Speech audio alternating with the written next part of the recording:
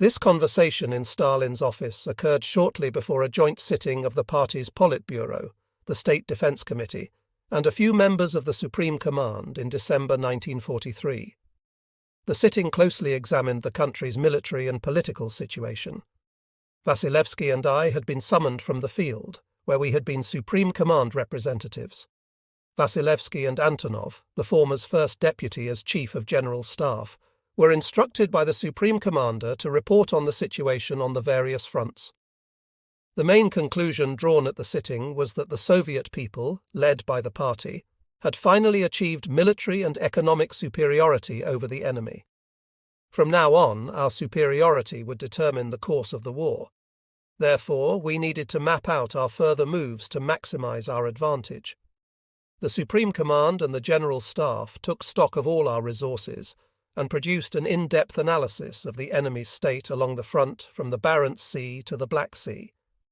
The analysis showed that the turning point achieved in the war opened broad vistas for us.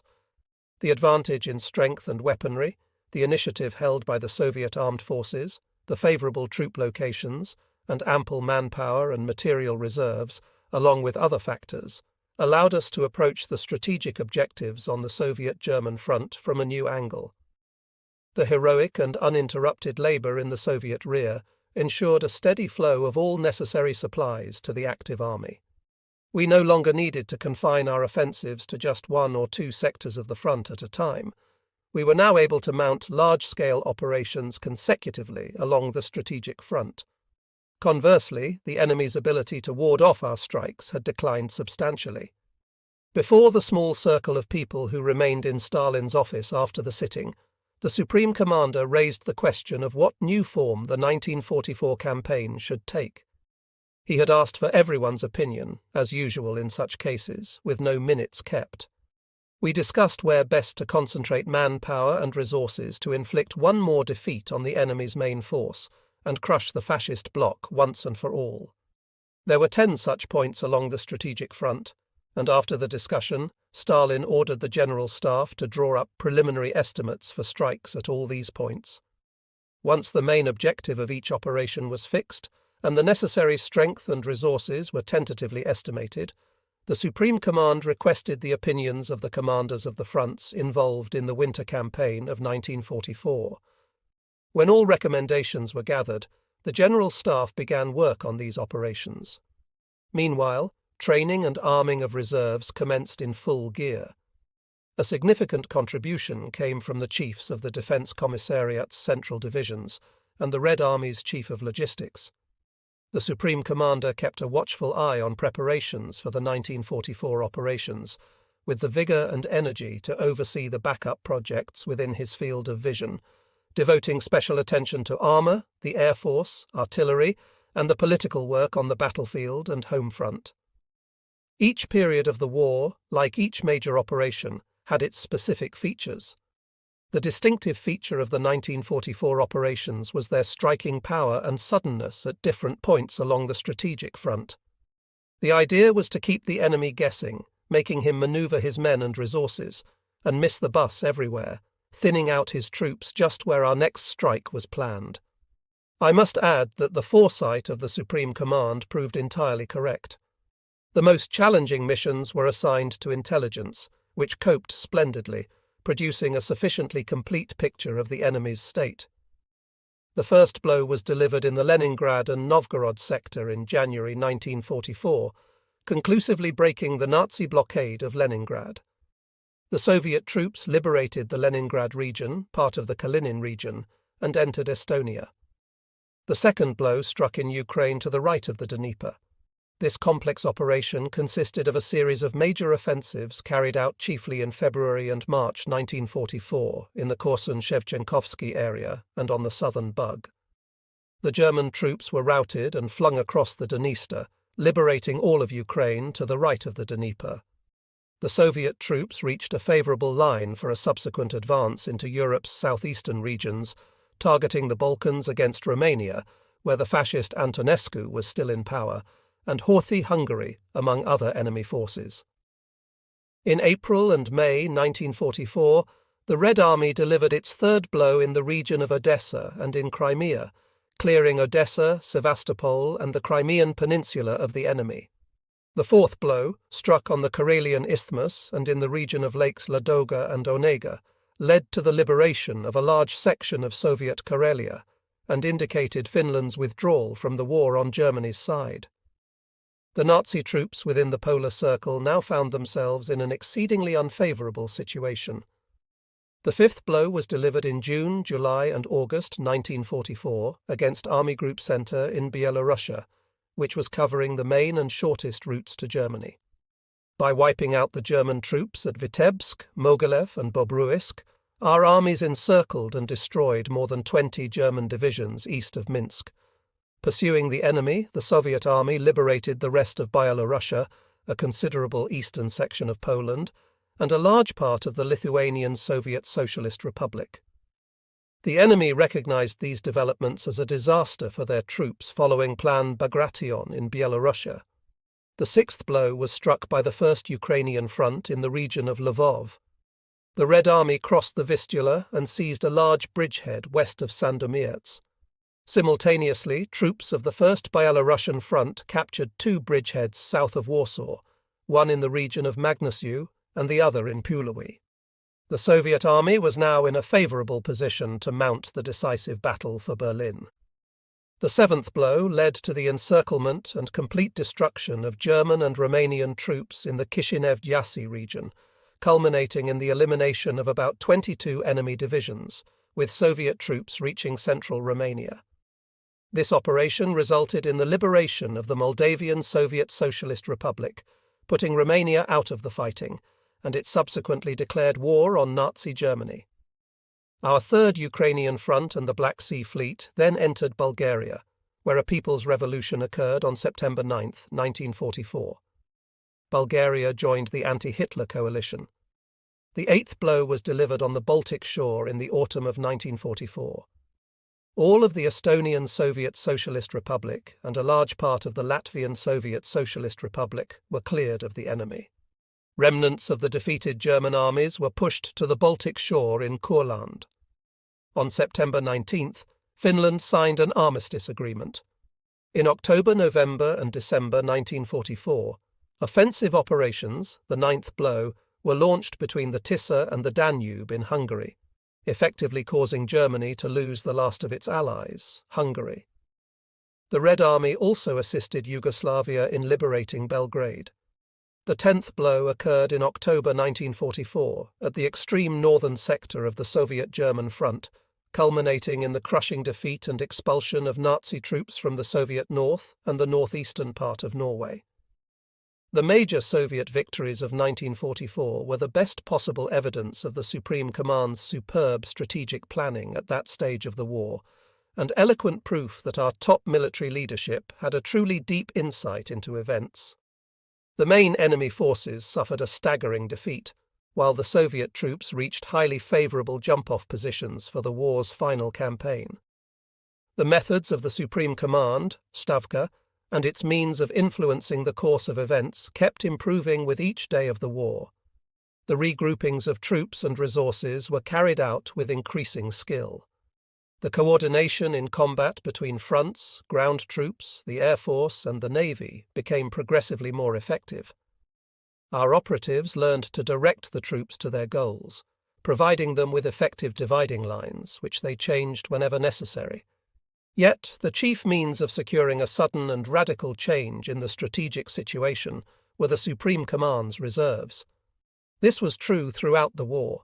In the chapters devoted to the heroic defense of Moscow, the battles of Stalingrad and Kursk, Plan Bagration in Byelorussia, and others, the reader will find descriptions of how strategic reserves were utilized.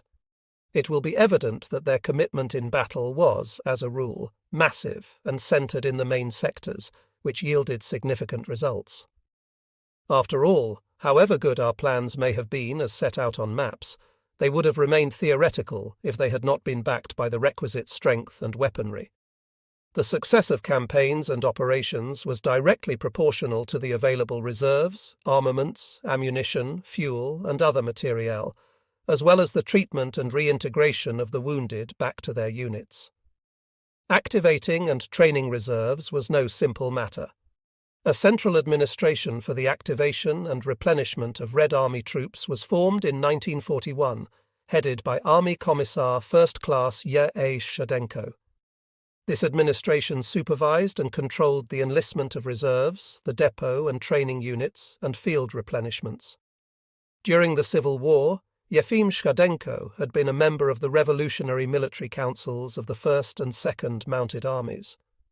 He was as exigent with others as he was with himself, and acquitted himself as a skilled organizer. His administration handled all matters concerning replenishment and training of reserves for all arms of the service, excepting the Air Force, armoured troops and artillery, and controlled the dispatch of reinforcements from the depot and training units to armies in the field. The supply of troops with material resources was supervised by the Central Administration for Logistics. The work done by organisers and supervisors in this field merits closer scrutiny.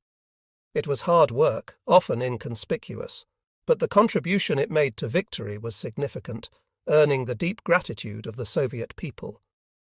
After Stalin's address to the people of the Soviet Union on July 3, 1941, and the special decision of the party's Central Committee on organising the struggle behind German lines, passed in mid-July 1941, partisan detachments began operating actively wherever the Nazis had advanced.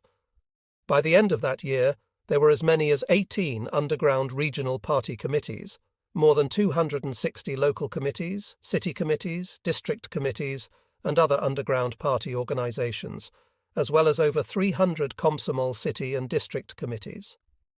The activity of the People's Avengers, or the Secret Front, became an important politico-military factor that, if skillfully utilized, would greatly weaken and help to wipe out the enemy.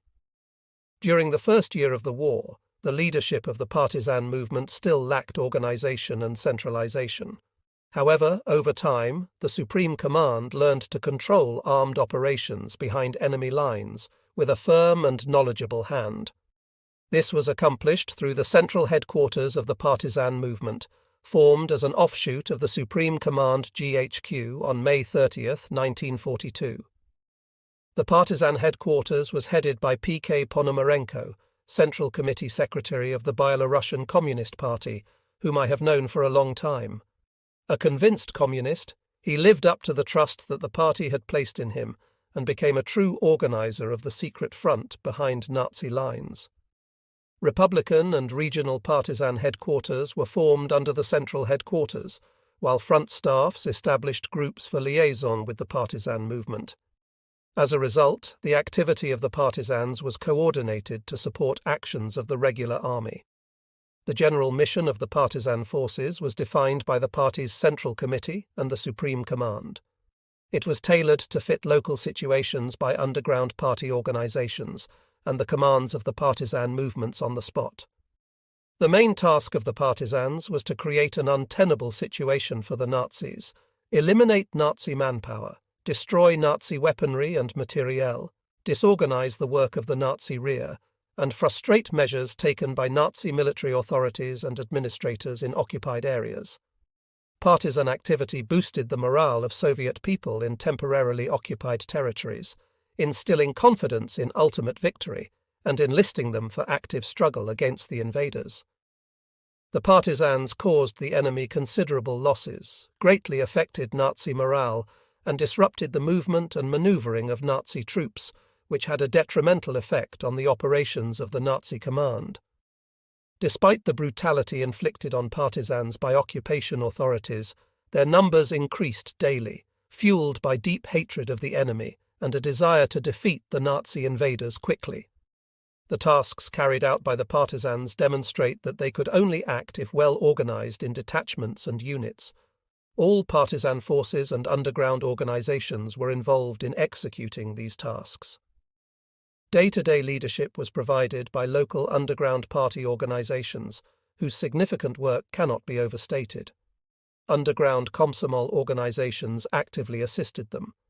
It is essential that our rising generations learn about the heroic efforts of communists and Komsomols who organized and inspired the struggle against enemies that temporarily overran Soviet land. The Central Partisan Headquarters operated until the end of 1943. In early 1944, when most of Soviet territory was cleared of invaders, it was dissolved, and supervision over the partisan movement was transferred to Republican and regional party bodies. Special mention should be made here of the chief political administration of the Red Army and its counterpart in the Navy, as well as the military councils and political departments of fronts and fleets. Their role, like that of all other political organs of the party, in securing victory over the Nazis in the Great Patriotic War was tremendous and merits special, detailed examination. Several historical works addressing the past war have explored this issue, but a fundamental scientific study of the diverse activities of the various political organs during the war would be highly welcome. The work of the Red Army's chief political administration became particularly fruitful when Alexander Shcherbakov, a prominent party leader and statesman, alternate member of the Politburo, and secretary of the party's Central Committee and the Moscow Party Committee, was appointed to its head in mid-1942. Stalin respected and trusted Shcherbakov. Right up to 1945, Shcherbakov was simultaneously chief of the Soviet Information Bureau. During the heroic defense of Moscow in 1941, he had the ability to inspire hatred for the Nazis, who were making a desperate bid to seize Moscow at any cost.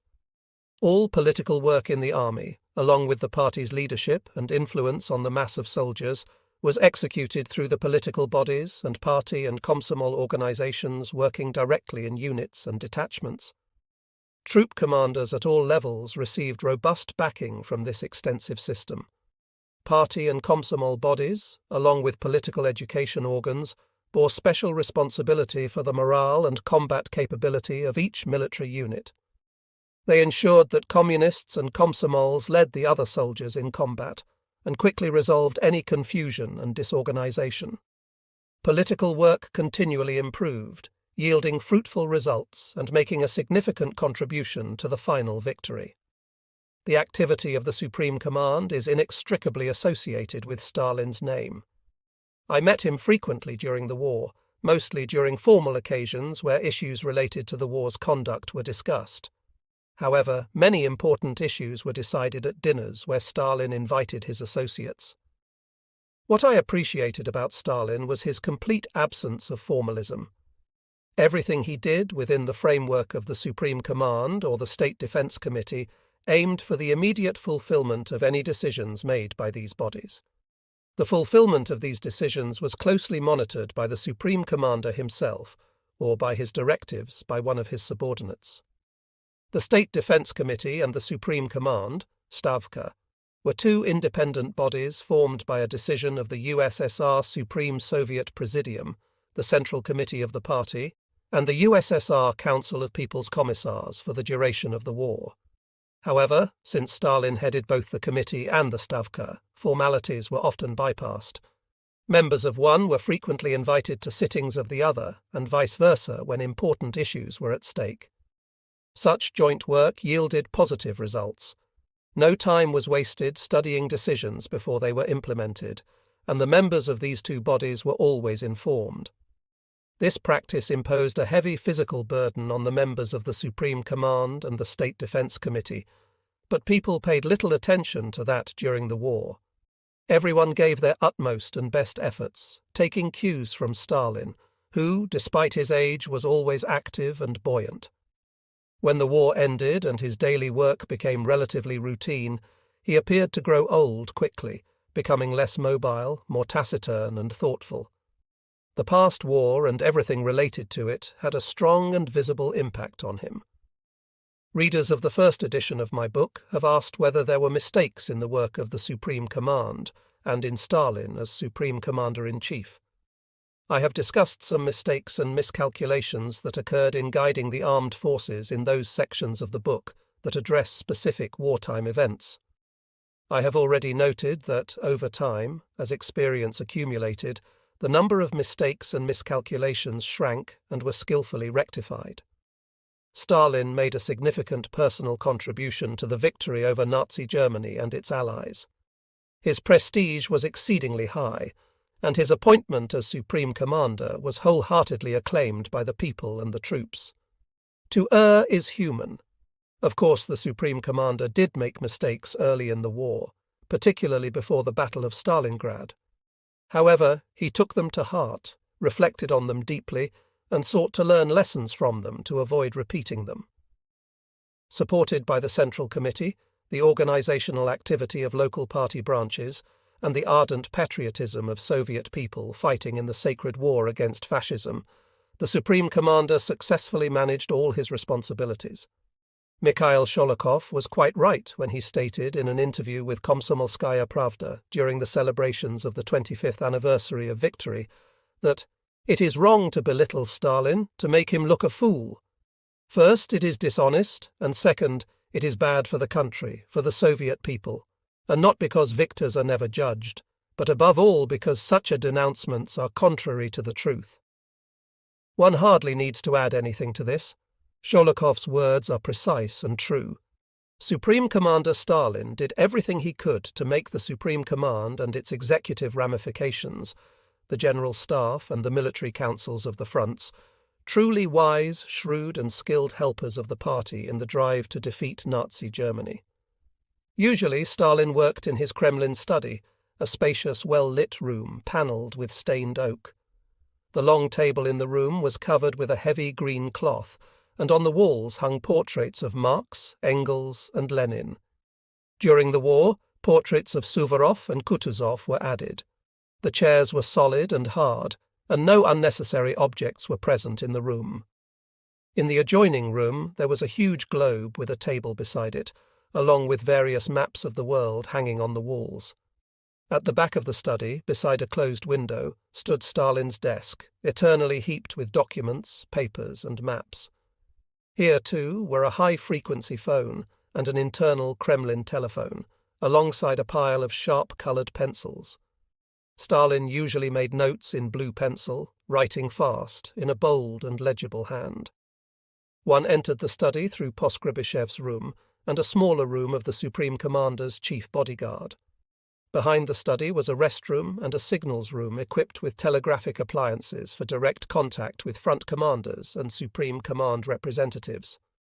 General Staff officers and members of the Supreme Command unfolded their maps on the large table and made their situation reports while standing, sometimes referring to notes. As Stalin listened, he usually paced up and down the study slowly, taking big strides. From time to time he would walk to the big table and bend over the map, scrutinizing it closely. Alternatively, he would go to his desk, take a pack of Herzegovina floor cigarettes, tear up a few of them, and slowly fill his pipe with their tobacco. As a rule, he was businesslike and calm. Everyone was permitted to state their opinion. He addressed everyone in the same stern and formal manner. He had the knack of listening attentively to people, but only if they spoke to the point and knew what they were saying. Taciturn himself, he did not like talkative people, and often interrupted those who spoke volubly with a curt, "Make it snappy," or "Speak more clearly." He opened conferences without introductory words, and spoke quietly and freely, never departing from the substance of the matter. He was laconic and formulated his thoughts clearly. I realized during the war that Stalin was not the kind of man who objected to sharp questions or to anyone arguing with him. If someone claims the opposite, they are a liar. Stalin wanted daily reports on the situation at the fronts, and one had to have the facts at one's fingertips to report to the Supreme Commander. One could not go to him with maps that had white spots on them or report approximate, much less exaggerated information. He did not tolerate hit-or-miss replies. He wanted them to be exhaustive and clear. The Supreme Commander had a knack for detecting weak spots in reports and documents. He saw them instantly and reprimanded the culprit most severely.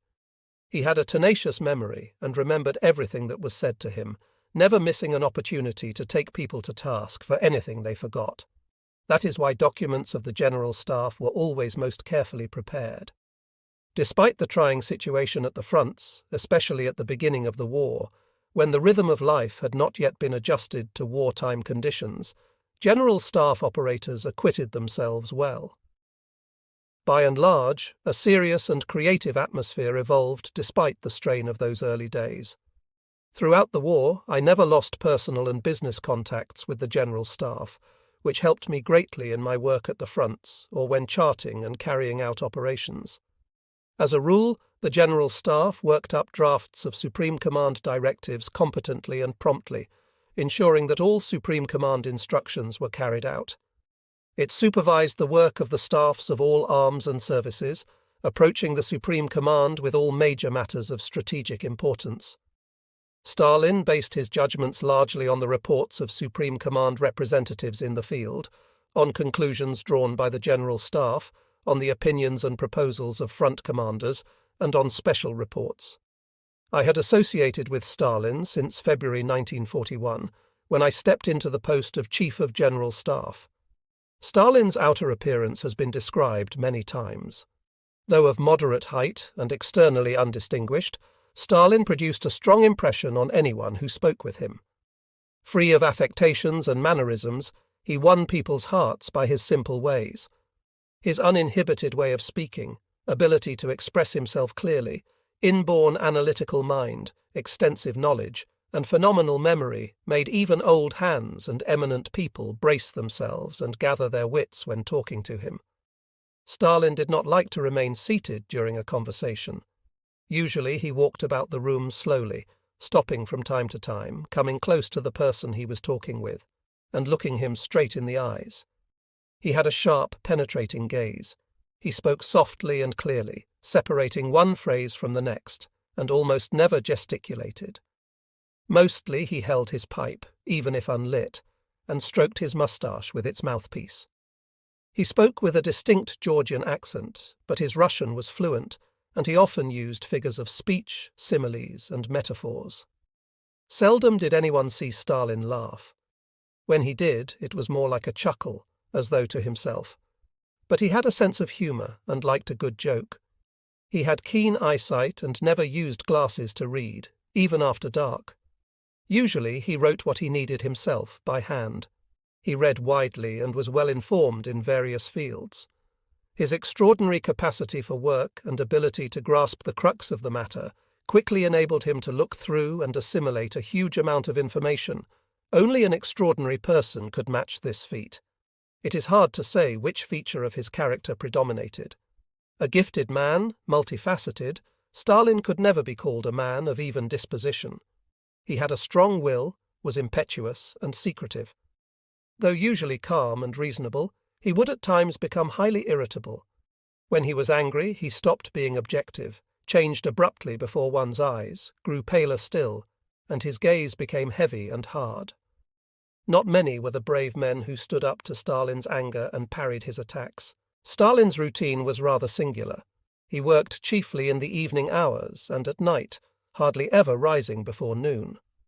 Adapting themselves to Stalin's routine, all official bodies worked late into the night: the party's Central Committee, the Council of People's Commissars, the various commissariats, and the main governmental and planning agencies. This caused great fatigue. Before the war, I did not have much of an opportunity to judge Stalin's knowledge and ability in military matters, in terms of tactical and strategic skill. As I mentioned earlier, in those days, when I did come to the Politburo or to Stalin's study, we dealt chiefly with organizational issues, mobilization, and the problem of supplies. I can only say once again that even before the war, Stalin devoted a good deal of attention to armaments and materiel. He frequently summoned aviation, artillery, and tank designers, whom he questioned in detail about progress in their fields at home and abroad. To be fair, I must say that he was quite well versed in the characteristics of the basic types of armaments. Stalin urged chief designers and directors of munitions factories, many of whom he knew personally, to produce new models of aircraft, tanks, guns, and other major weapons within established time limits, and to ensure that their quality was superior to foreign models. Not a single weapon was adopted or discarded without Stalin's approval. This curtailed the initiative of the Commissar for Defense and his deputies responsible for armaments on the one hand, but on the other, it helped in many cases to get production of a new model started more quickly. I am often asked whether Stalin was really an outstanding military thinker and a major contributor to the development of the armed forces. whether he was really an expert in tactical and strategic principles. I can say that Stalin was conversant with the basic principles of organizing operations of fronts and groups of fronts, and that he supervised them knowledgeably. Certainly he was familiar with major strategic principles. Stalin's ability as Supreme Commander was especially marked after the Battle of Stalingrad. The widespread tale that the Supreme Commander studied the situation and adopted decisions while toying with a globe is untrue, nor did he pore over tactical maps. He did not need to. But he had a good eye when dealing with operational situation maps. Stalin owed this to his natural intelligence, his experience as a political leader, his intuition, and broad knowledge. He could find the main link in a strategic situation, which he seized upon in organizing actions against the enemy, thus assuring the success of the offensive operation. It is beyond question that he was a splendid Supreme Commander-in-Chief. Certainly, Stalin did not delve into the large round of questions that were dealt with by the troops and command echelons when preparing an operation by an army, a front, or a group of fronts. Nor was this something the Supreme Commander really needed to do. Those were matters on which he, naturally, consulted members of the Supreme Command Stavka, the General Staff, and artillery, armour, air, and naval experts, or experts in logistics and supply.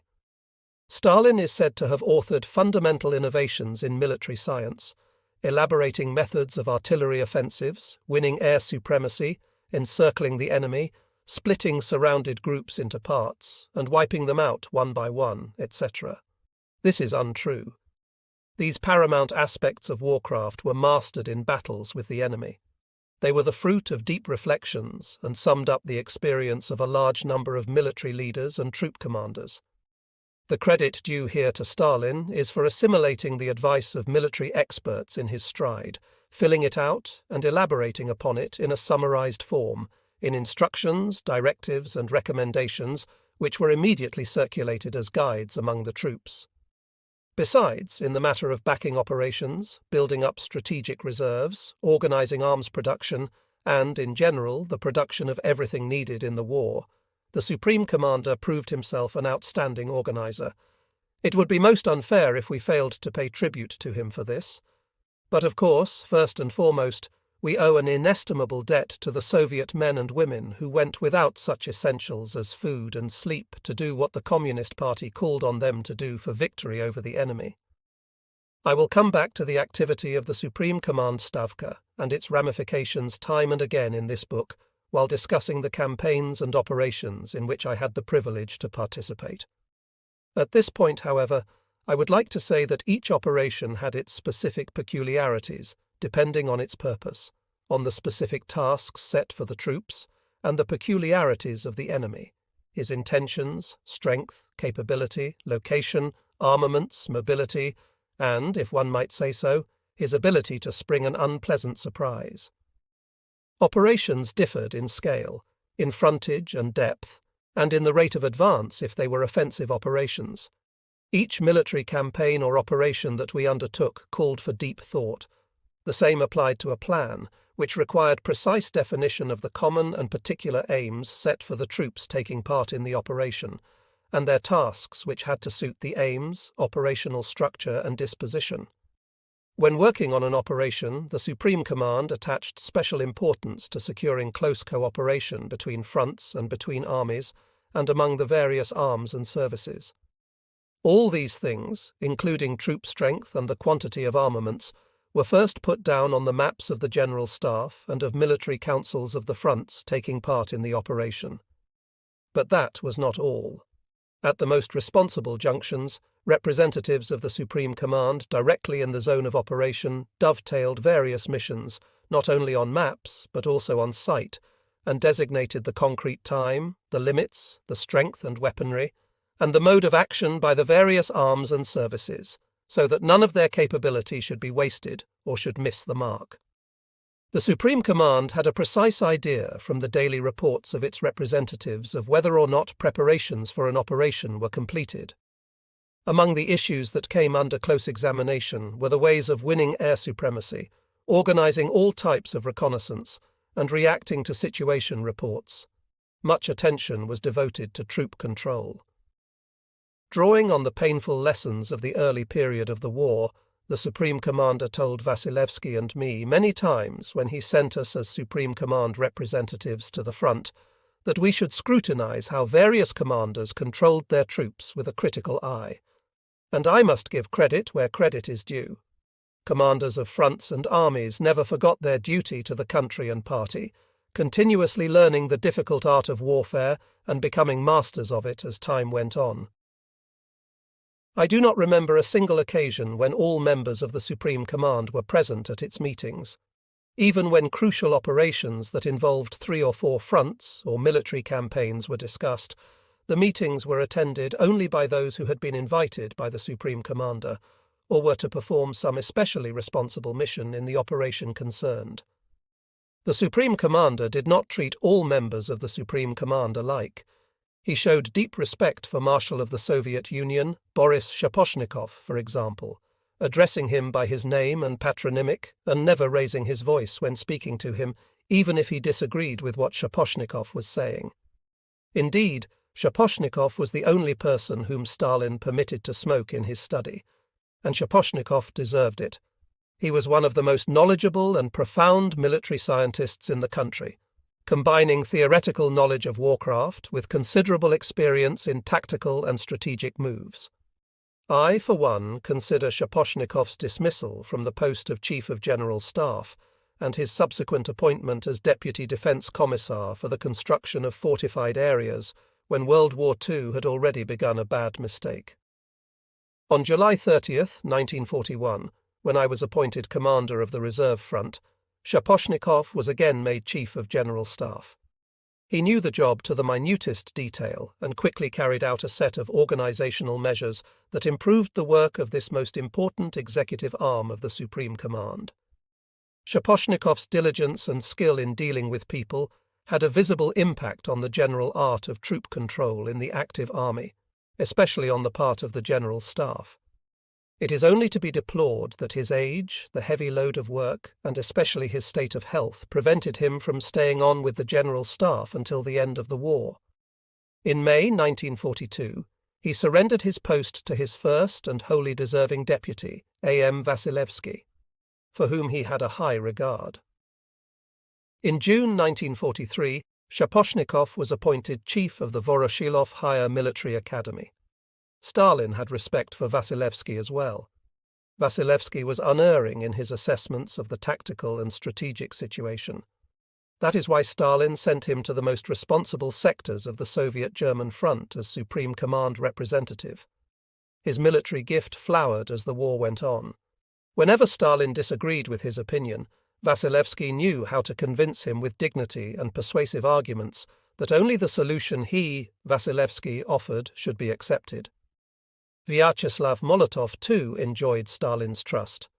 He was almost always present at the Supreme Command Stavka meetings when strategic and other important issues were discussed. Fairly frequently, differences and serious arguments erupted between them, yielding a good solution in the end. Stalin paid close attention to opinions voiced by A.I. Antonov. This was true even when Antonov was not yet a member of the Supreme Command and was only temporarily acting as Chief of General Staff. Antonov's signature often followed that of Stalin on Supreme Command directives. It would be remiss not to say a few words about Stalin's attitude towards commanders and chiefs of staff of the various fronts.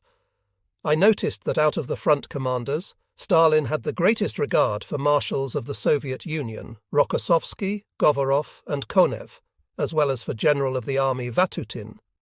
Among the commanders of armies, he set apart A.A. Greshko and K.S. Moskalenko, who became marshals of the Soviet Union, along with marshals of armoured troops P.S. Rybalko and P.A. Rotmistrov, and generals of the army D.D. Lelyushenko and 2nd Fedyuninsky.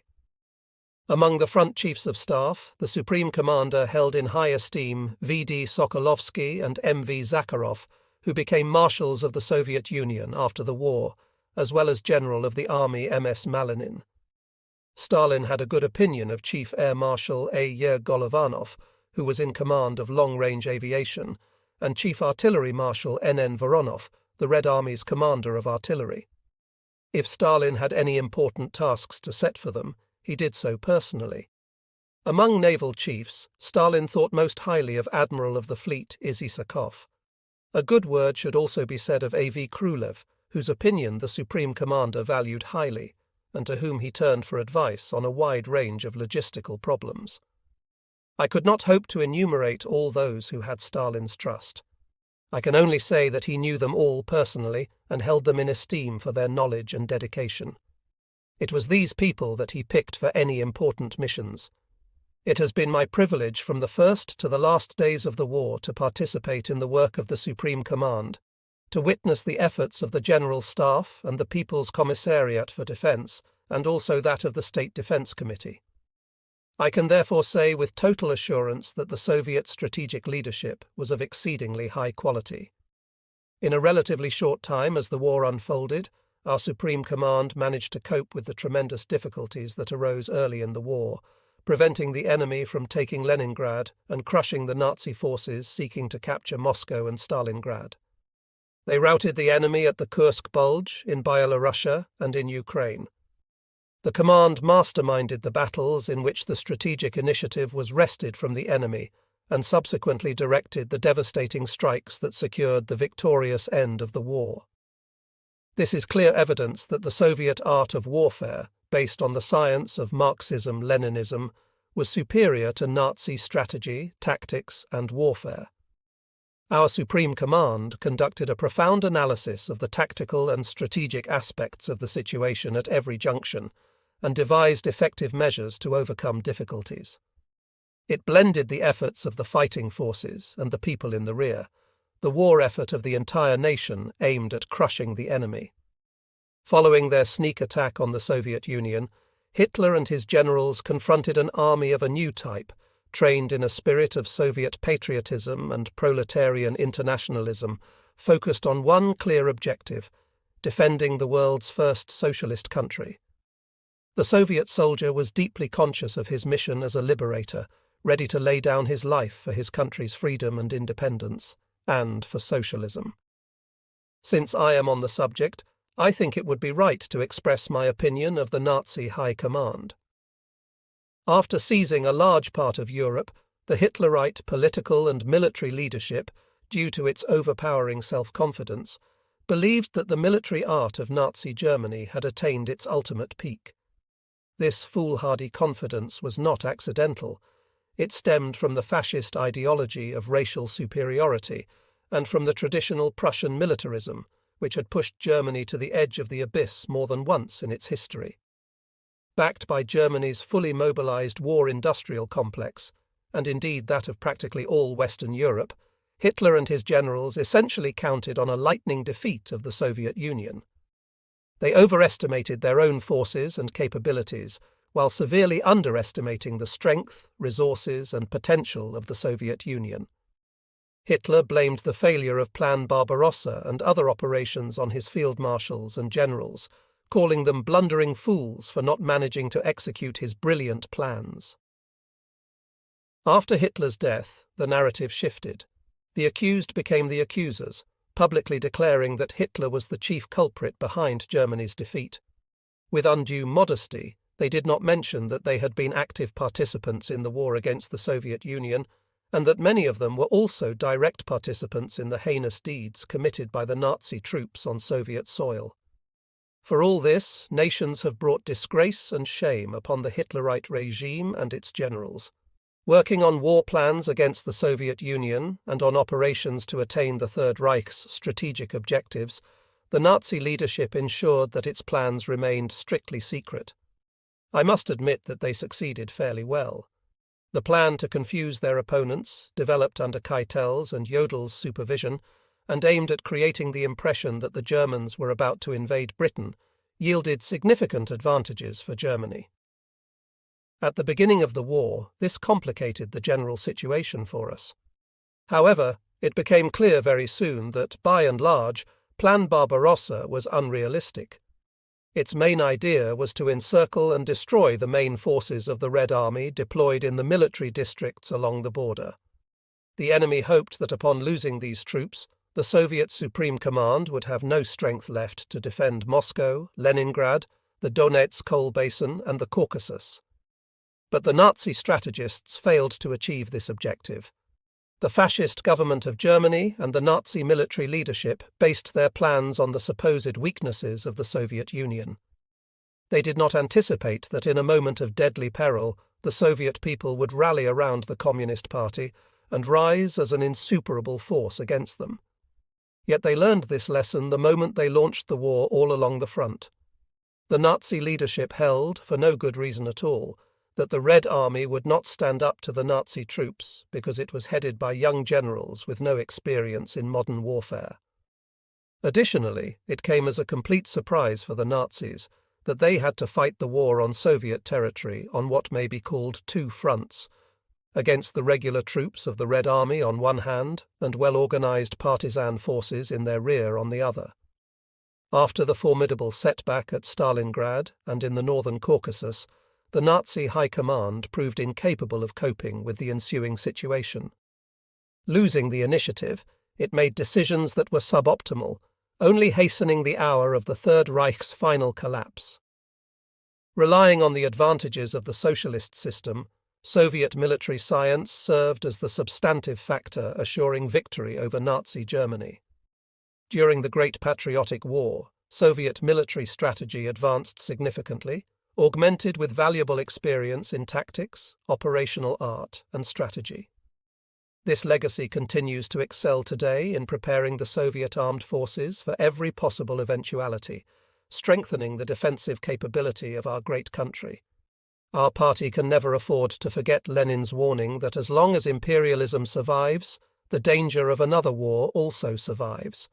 Therefore, it devotes special attention to the armed forces, to the development of means and methods of warfare, ensuring that our army and navy are equipped for their mission.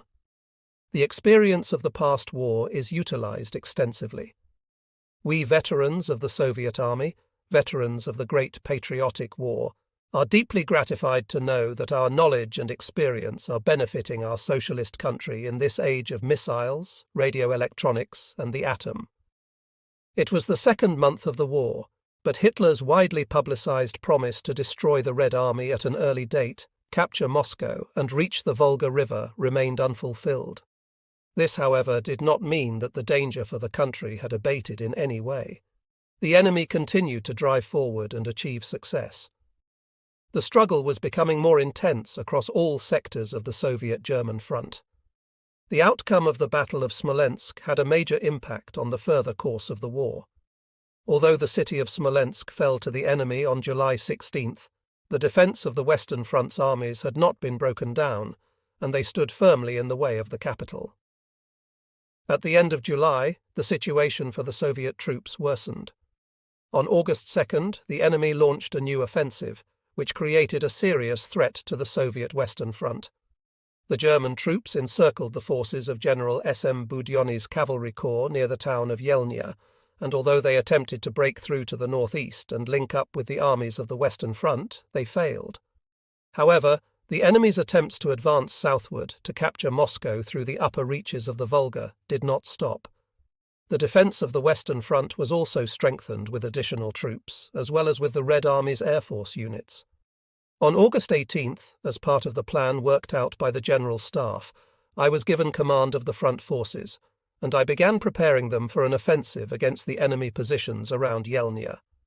The operation to eliminate the Yelnya salient involved a surprise offensive to be delivered by the three armies, the 19th, 20th, and 24th.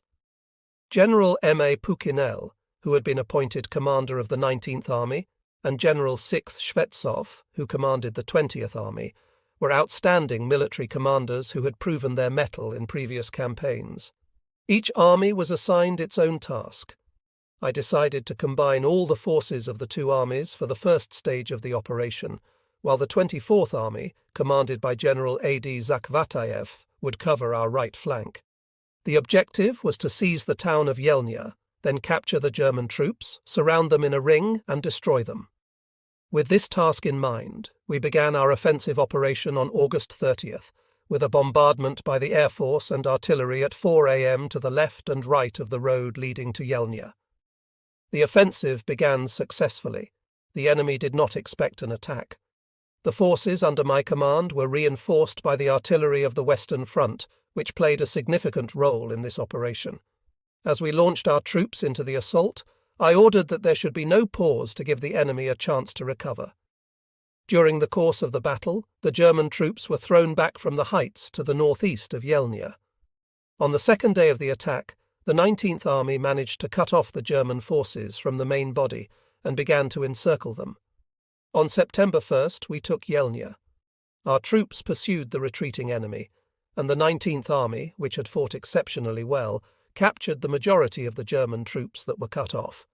The Yelnya salient was eliminated, and our units advanced further, achieving our operational goal. The Yelnya operation laid the groundwork for the large-scale counteroffensive that was to follow. The German command underestimated the combat capabilities of the Soviet army. They expected a more defensive reaction from our troops, but they were wrong. The victorious outcome of the Yelnya operation bolstered the morale of our troops and proved to them that we were able to win in the most difficult circumstances. It became clear that the Soviet soldier was not only capable of defending his homeland, but also ready to fight back. This victory set the stage for subsequent successes, including the Battle of Moscow, which would eventually lead to the turning point in the war. The combat experience of the Yelnya operation was invaluable for the entire Red Army, demonstrating the effectiveness of our military leadership, as well as the valor and bravery of our troops. This first major success, the elimination of the Yelnya salient, instilled confidence in our forces, proving that we could not only hold our ground, but also seize the initiative and engage the enemy effectively. This was only the beginning of what would become a long and arduous journey to ultimate victory over fascism. Having carefully weighed all the circumstances and checked estimates of our strength in manpower and equipment, I became convinced that our forecasts were correct. Therefore, I decided to report urgently to the Supreme Commander-in-Chief. We had to act immediately. All of us believed that any delay in preparing and carrying out countermeasures would be exploited by the enemy, who held the operational and strategic initiative at that time. On July 29th, I called Stalin and requested to be received to deliver an urgent report. "You can come," said the Supreme Commander-in-Chief.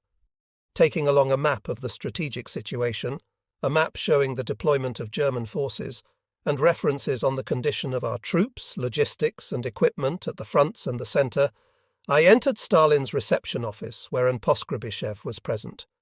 I asked him to announce my arrival. "Have a seat. Orders are to wait for Memoirs." About 10 minutes later, I was invited to come into Stalin's office. Elsie Memoirs was already there. "Well, report what you've got," said Stalin. Spreading my maps on the table, I described the situation in detail, beginning with the northwestern and ending with the southwestern direction. I gave the figures of our main losses on the fronts and described how reserves were being formed. I showed the deployment of enemy troops at length, discussed the German army groups, and outlined the nearest expected enemy actions. Stalin listened attentively. He stopped pacing back and forth, came up to the table, and stooping slightly, began to examine the map closely down to the finest print.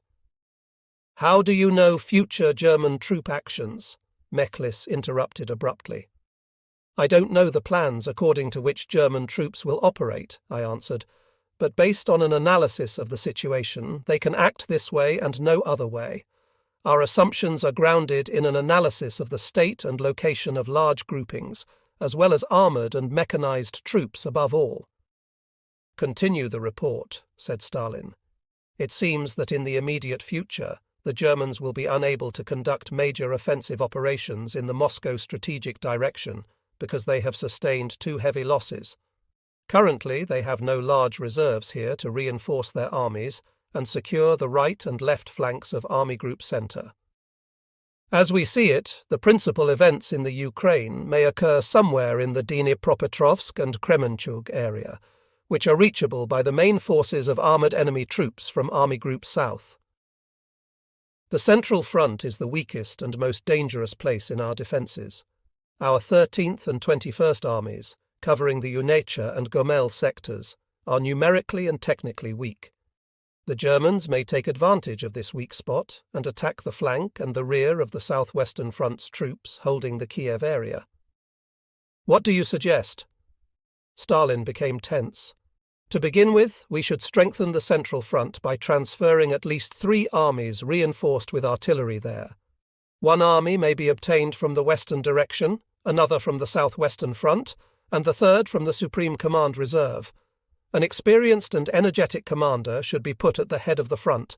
Specifically, I suggest Vatutin. Do you mean to say that it's possible to weaken the Moscow sector? Asked Stalin. No, I don't. But in our opinion, the enemy will not move forward here yet, and in 12 to 15 days we can bring up no fewer than 8 completely combat-ready divisions from the Far East, including 1 tank division. Such a force would not weaken, but would strengthen the Moscow sector. And will give the Soviet Far East up to the Japanese. Meklis made a caustic remark. I did not answer, and continued. The Southwestern Front should be withdrawn right away beyond the Dnieper completely. Reserves of not less than 5 reinforced divisions should be deployed behind the junction between the Central and the Southwestern Fronts. They will be our shock force and operate according to the situation. What about Kiev? Said Stalin, looking me straight in the eye. I realized what the words "to surrender Kiev" meant for all Soviet people, and for Stalin, of course. But I could not be carried away by emotion, and as Chief of the General Staff, I had to suggest the only possible and correct strategic decision in the existing situation, as the General Staff and I personally saw it. We shall have to leave Kiev, I said firmly. An oppressive silence set in. I continued the report, trying to remain calm. A counterblow should immediately be organized on the western sector with the aim of eliminating the Yelnya salient in the enemy front. The Nazis may later use the Yelnya bulge as a springboard for an offensive on Moscow. What counterblows? It's nonsense! Stalin flew into a rage and suddenly asked in a high voice, How could you hit upon the idea of surrendering Kiev to the enemy? I was unable to restrain myself and retorted, If you think that as Chief of General Staff I'm only capable of talking nonsense, I've got nothing more to do here. I request to be relieved of the duties of Chief of General Staff and sent to the front. Apparently, I'll be of better use to my country there. An oppressive pause set in again. No need to get excited, remarked Stalin. However, if that's how you put it, we'll be able to do without you. I'm a military man and ready to carry out any orders, but I have a firm idea of the situation and ways of waging the war. I believe that my idea is correct and have reported as I think myself, and as does the General Staff. Stalin no longer interrupted me, but listened to me now without anger and remarked in a calmer tone, Go and do your work. We'll send for you. Collecting the maps, I left the office with a heavy heart. I was invited to the Supreme Commander-in-Chief about half an hour later. You know what? Stalin said. We've sought each other's advice and decided to relieve you of the duties of Chief of the General Staff. We'll appoint Shaposhnikov to the post. It's true his health is rather poor, but we'll help him all right. We'll use you in practical work. You have extensive experience in commanding troops in field conditions. You will be of undoubted use for the army in the field.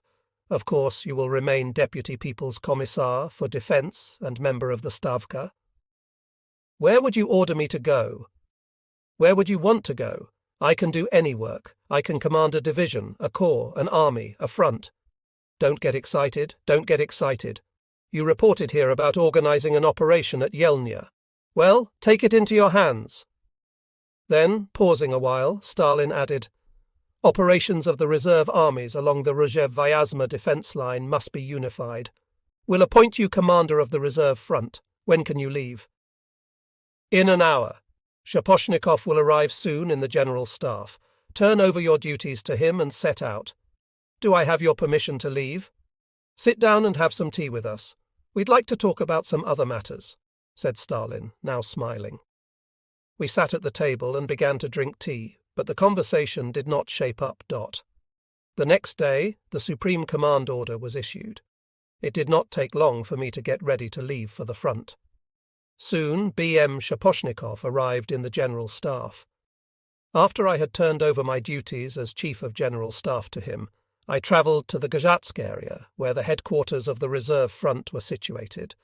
The forming of the armies had just ended here, and estimates of additional means for the front were being drawn up.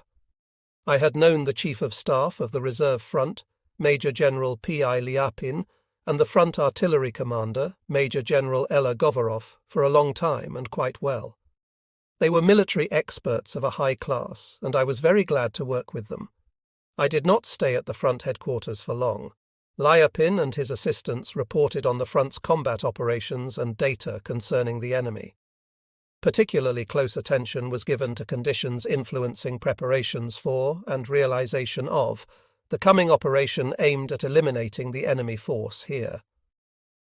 On the same day, I set out for the headquarters of the 24th Army together with Govorov and other officers. The troops were exchanging fire with the enemy. We travelled in the grim light cast off by fires raging somewhere near Yartsevo, Yelnya, and west of Vyazma. We did not know what was burning, but the sight produced a painful impression. National property was perishing in the flames, the result of many years of work by Soviet people. I wondered how our people were to respond to the calamities caused by the Nazis along the road marked by blood. With the sword, and with the sword alone, destroying the vicious enemy without mercy, this was the only answer. We arrived at the 24th Army HQ late at night. We were welcomed by Army Commander K.I. Rakutin and commanders of the arms. I had not known Rakutin before. His report on the situation and disposition of the troops produced a favourable impression on me, but I felt his operational tactical training was obviously insufficient. Rakutin suffered from the same shortcoming as many officers and generals working formerly in the frontier guard troops of the People's Commissariat for Internal Affairs, who had almost no opportunity to improve their skills in the art of warfare. Early the next morning, Rakutin and I set out for the Yelnya area for reconnaissance. An artillery battle was underway there. We visited the forward lines of the defence and discussed the situation with unit commanders. As a result, we saw that the German troops had organised their defence quite well and would obviously fight stubbornly. They had dug in panzers, assault guns and artillery pieces along the forward lines and in depth, thus turning the Yelnya salient into a kind of fortified area. Studying the situation on the spot, we also realised that the German defence fire system had hardly been fully disclosed yet. For that reason, our units delivered artillery and mortar fire, mainly not against actually existing fire emplacements spotted by reconnaissance, but against supposed targets. Fire of this kind is usually ineffective and requires large amounts of ammunition. As to the numerical and technical strength of the 24th Army, it was obviously insufficient to carry out a counterattack. Gradually, the situation became clearer. We had to calculate carefully. Having sought the advice of the commanders of the army and its arms, we concluded that extensive and varied work would have to be done to prepare the operation. 2 or 3 divisions and artillery units would have to be concentrated additionally, the enemy's defence system studied to a greater depth, and logistical support increased. At least 10 to 12 days were required for this purpose. Therefore, the offensive could be carried out no sooner than the second half of August. Preparations for the attack would have to remain top secret so that the enemy would be unable to perceive our intentions and foil the operation. This meant that until the beginning of the offensive, we were compelled not to change anything in the pattern of our defensive actions and continue to inflict losses on the enemy in the former way, mainly by exhausting him with continuous artillery, mortar, machine gun, and small arms fire. Meanwhile, we would secretly redeploy our forces for resolute action. On August 12th, I interrogated prisoner of war Mittermann. He was 19. His father was a member of the Nazi Party, and he himself was in the Jugendvolk. Together with his division, he had taken part in campaigns in France, Belgium, Holland, and Yugoslavia. Here is what he testified at the interrogation. Most of the division's soldiers were 19 to 20 years old. The division was manned according to a special personal selection scheme. It had arrived in the Yelnya area on the heels of the 10th Panzer Division. He described the Yelnya area as the front line for a further advance into the depth of the Soviet Union. He believed that the 3-week delay and the fact that they had gone over to the defensive were intended to win time, during which the German command would pull up the required reserves and reinforcements to the front. "We've gone a long way. Reserves must be pulled up, and then we'll advance." This was explained to us in a special order issued by the Panzer Group commander, General Guderian, Mittermann told us. A rather curious version of brainwashing aimed at German soldiers to explain the delay in the advance and the transition to the defensive. As they say, necessity turned into virtue. "Our Deutschland regiment," Mittermann continued, "was in the defensive in the Jelnya area. It was withdrawn for rest and then rushed to front-line positions again in view of heavy losses among units and unsuccessful defensive actions. Losses in the regiments are so great that logistic personnel have been assigned to infantry units. The heaviest losses are sustained by German troops as a result of Soviet artillery action. Russian artillery hits hard. Its fire has an oppressive effect on the German soldier." Mittermann knew from an explanatory order issued by his command about the partisan movement in areas occupied by German troops that many Soviet military units and civilians were in the forests and attacked from ambush, firing destructively on their troops and cutting communications in the German rear. At the end of the interrogation, Mittermann said that his division's command had been replaced down to regiment commanders in view of losses and failures in recent operations near Jelnya. "The Stavka hurried our preparations for the offensive. In mid-August, part of the forces of the reserve front launched an offensive, achieved some territorial success, and inflicted considerable losses on the enemy. The enemy was forced to withdraw 2 of his badly mauled panzer divisions, a motorized division and a motorized brigade, replacing them with infantry formations. Later it became known that, referring to heavy losses, the command of Army Group Center requested permission from Hitler to leave the Jelnya salient. But the Hitlerite leadership declined the request. The Jelnya area was regarded as an advantageous springboard for a further offensive on Moscow. The fighting at Jelnya was very useful and instructive for our troops to understand correctly enemy defensive tactics. We saw that the Nazi units based their defences around towns and villages, turning them into strongpoints. The system of strongpoints was situated mostly on the forward line of defences. At the same time, the Nazis did not develop the defence in sufficient depth. Each strongpoint could hold under fire different sectors and was intended for all-around defence. Such a system made each individual point more independent and, as the Germans hoped, should have made the defence more stable as a whole. The loss of one such strongpoint could be compensated for by resorting to the fire means in adjacent strongpoints and sectors. It followed from the above that when attacking a strongpoint, we had to secure our flanks firmly and reliably suppress fire means in adjacent enemy strongpoints. Otherwise, the advancing troops risked being caught in a pocket of fire. There was such an instance, as I recall. During the attack on one of the lines on the approaches to Jelnya, our rifle regiment, unfortunately I cannot remember the number, captured the village of Vidrino, where an enemy strongpoint was located. The adjacent units lagged behind slightly, and for that reason the terrain closest to the village on the flanks of the attacking regiment was not completely cleared of the enemy. This immediately told on the regiment's position. Taking advantage of the situation, the enemy concentrated the entire mortar fire from the neighbouring strongpoints against the village. The advance was delayed. However, the regiment commander did not lose his head. He got in touch with the supporting artillery and assigned it the mission of suppressing the German strongpoints that prevented his unit from moving forward. The regiment was able to continue the advance only after that was fulfilled. We were also able to find the enemy's weak points. Counterattacks by our units showed that Nazi infantry tended to be unsteady. Suffering heavy losses from Soviet artillery fire, the German soldiers, as a rule, did not deliver precision fire. They hurried to hide in the trenches and engaged in wild firing, hoping to influence the advancing troops psychologically. But they inflicted relatively light losses. Soon our men stopped paying attention to that artificial noise and successfully dealt with the enemy. I assigned the Front HQ the task of making a comprehensive analysis of the experience gained in the August fighting at Jelnya, and forwarding it to different level commands at an early date.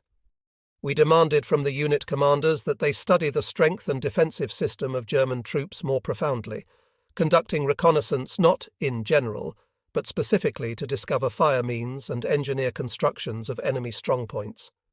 Due to the measures adopted to improve reconnaissance, the Front Command and HQ soon obtained fuller data concerning the enemy, his fire, and engineer systems.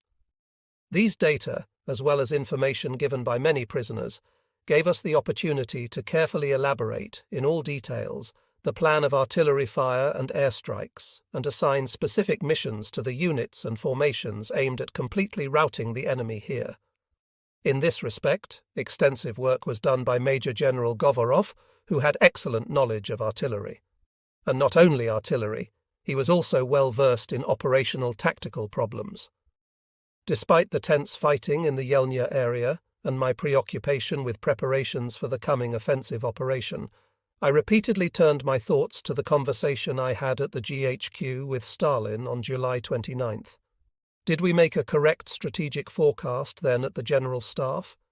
Different versions now exist concerning the positions of the Stavka, the General Staff, the Command of the Southwestern Direction, and the Military Council of the Southwestern Front regarding Kiev's defence and the withdrawal of troops to the Syol River to avoid the threat of encirclement. That is why I deem it necessary to quote excerpts from a conversation between Stalin and the commander of the Southwestern Front, MP Kirponos, on August 8, 1941. They show that the opinions of the Supreme Commander-in-Chief and the Military Council of the Southwestern Front coincided. They were against the withdrawal of Soviet troops from Kiev. Stalin is on the line. According to information that has reached us, the front has decided to surrender Kiev to the enemy with a light heart, allegedly due to a shortage of units capable of defending Kiev. Is that true? Kirponos. Good day, Comrade Stalin. You have been misinformed. The Military Council and I are taking all possible measures for Kiev not to be surrendered under any circumstances. Having launched an offensive with 3 infantry divisions supported by the Air Force on the southern face of the fortified area, the enemy drove a 4-kilometre wedge into the fortified area. Yesterday, the enemy lost up to 4,000 men killed and wounded. Our losses amount to 1,200 men killed and wounded. The fighting was fierce. Some villages changed hands several times. To reinforce the fortified area's units, we have transferred 2 airborne brigades there yesterday and today. In addition, 30 tanks were sent today with the mission of destroying the enemy units that have broken into the fortified area and restoring the former situation. The Air Force has been set the mission of assisting land troops. Stalin. Can you say with confidence that you have taken all measures to restore the situation in the southern zone of the fortified area? Kirponos. I believe that the forces and means at my disposal should secure fulfillment of the mission facing the fortified area. At the same time, I must report that I have no more reserves in this sector. Stalin. Transfer some from other sectors to strengthen Kiev's defences. I think that after Muzichenko came out of the cauldron, your offensive in the direction you know loses its original significance. Therefore, some units will be released in this sector too. Perhaps the units released may be used to reinforce the areas north of Kiev or west of Kiev. The Defence Committee and the Supreme Command are requesting you to take all possible and impossible measures to defend Kiev. In about 2 weeks, things will be easier because we shall have the opportunity to assist you with fresh forces, but for 2 weeks you must hold Kiev at all costs. Kirponos. Comrade Stalin, all our thoughts and desires, both mine and the military council's, are aimed at not surrendering Kiev to the enemy. Everything we have at our disposal will be used to defend Kiev and carry out the mission set to us. Stalin. Very well, I shake your hand firmly. I wish you every success, that's all. Kirponos. That's all. Goodbye. Thank you for wishing us success. In the second half of August, having analysed the strategic situation and the nature of enemy action on the western direction again and again, I became even more convinced that my forecast of possible actions by the Nazi command in the nearest future, set forth in the report to Stalin on July 29th, was correct. That was why, as a member of the Stavka, I regarded it as my duty to repeat once again to the Supreme Commander-in-Chief my former assumptions regarding inevitable attacks by Nazi troops on the flanks and the rear of the central, and then the southwestern fronts. My certainty was strengthened by information obtained from prisoners of war captured on our front that Army Group Centre was passing over to a temporary defensive on the Moscow sector. The abandoning of offensive operations by the enemy here was a fact of exceptional importance in itself. As far as I know, it was the first instance in the history of the Second World War when Nazi troops were forced to assume the defensive in the main strategic direction. All this confirmed once again that the forecast we had made was correct. For this reason, I sent Stalin the following telegram on August 19th. Seeing that we had deployed large forces on the way to Moscow, with our Central Front and Velikiye Luki group of troops on his flanks, the enemy has temporarily abandoned the idea of an assault on Moscow and, passing over to an active defence against the Western and Reserve fronts, has thrown all his mobile and panzer shock units against the Central, Southwestern and Southern fronts. The possible enemy plan, to crush the Central Front and reach the Chernigov-Konotop-Priluki area, to smash the armies of the Southwestern Front with a strike from the rear. Following this will be the main assault on Moscow, bypassing the Bryansk forests and a blow at Donbas. I reported to Stalin that to foil this dangerous plan of the Nazi command, I would think it necessary to create a large force in the Glukov-Chernigov-Konotop area as soon as possible to strike a blow at the enemy flank when he begins to carry through his plan. It was suggested to include 10 infantry divisions, 4 cavalry divisions, not less than 1,000 tanks, and 500 aircraft in the assault group. They could be drawn from the Soviet Far East, forces of the Moscow Defense Zone and air defense units, and interior districts. On the same day, August 19th, the Supreme Command telegraphed an answer. We consider your assumptions on the possible German advance in the direction of Chernigov, Konotop and Priluki correct. German progress will mean that our Kiev group will be bypassed from the Dnieper's eastern bank and our 3rd and 21st Armies encircled. In anticipation of such an undesirable incident and to prevent it, the Bryansk front has been created with Yeremenko at its head. Other measures are also being taken, of which we will communicate to you specially. We hope to check the German advance. Stalin, Shaposhnikov. Unfortunately, no specifications concerning the possibilities of the new front and the other measures were given in the telegram. Agonizing fears for the fate of the central and southwestern fronts did not leave me. Some 2 days later, I decided to telephone the Chief of General Staff Shaposhnikov. I wanted to know precisely what actual measures were being taken by the Supreme Command, so as not to place the central and southwestern fronts in a difficult position. Shaposhnikov briefed me on the situation on these sectors of the front and informed me of the measures taken by the GHQ to counter the manoeuvre of Guderian's panzer group and troops of the right flank of Army Group Centre. He said that the Supreme Commander had given permission to withdraw part of the troops on the right wing of the southwestern front to the eastern bank of the Dnieper. The Kiev group of our troops, however, remained in place and was to defend the approaches to Kiev, which it had been decided to hold till the last possibility. I personally, Shaposhnikov continued, believe that the Bryansk front that is being formed will not be able to check a possible blow by the enemy central group. It is true, Lieutenant General Yeremenko, in a conversation with Stalin, did promise to rout the enemy operating against the central front and prevent him from striking at the flank and rear of the southwestern front. I knew what the troops of the hastily formed Bryansk front were worth in terms of combat, and therefore thought it necessary to report once again very insistently over the HF to the Supreme Commander-in-Chief on the need for a swift withdrawal of all troops of the right wing of the southwestern front to the eastern bank of the Dnieper. My advice was not heeded this time either. Stalin said that he had just consulted NS Khrushchev and MP Kirponos again, and they had persuaded him that Kiev should not be left under any circumstances. As to himself, he was certain that if the enemy were not routed by the Bryansk front, he would be delayed in any case. As is known, The troops of the Southwestern Front were soon to pay a high price for these decisions, which were taken without serious analysis of the situation. The enemy was not delayed.